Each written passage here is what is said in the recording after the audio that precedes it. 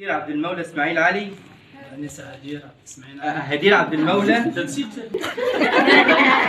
ثاني عريس بمخالفة تتسجل بالله، وطلبت منك زواج موكلتك وابنتك الآنسة هدير عبد المولى اسماعيل علي البنت البكر البلاغة رشيدة زواجا شرعيا مرضيا لي لنفسي وبنفسي على كتاب الله تعالى وعلى سنة رسول الله صلى الله عليه وسلم وعلى مذهب الإمام الأعظم أبي حنيفة النعمان وعلى الصداق المسمى بيننا عاجله وآجله والحاضرين شهود والله تعالى خير الشاهدين. أعوذ بالله من الشيطان الرجيم. بسم الله الرحمن الرحيم.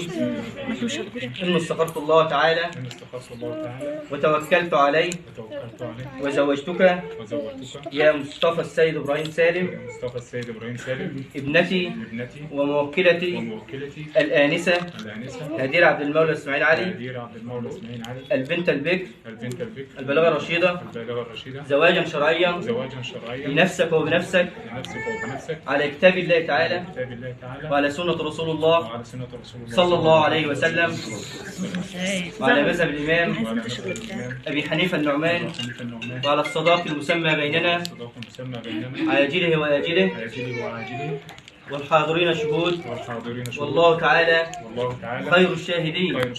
وأنا قبلت زواج موكلتك لنفسي وبنفسي خاصة على ذلك، ونحن جميعا نقول لهم بارك الله لكما بارك الله لكم بارك الله لكم وبارك عليكما وبارك عليكما وجمع بينكم في خير.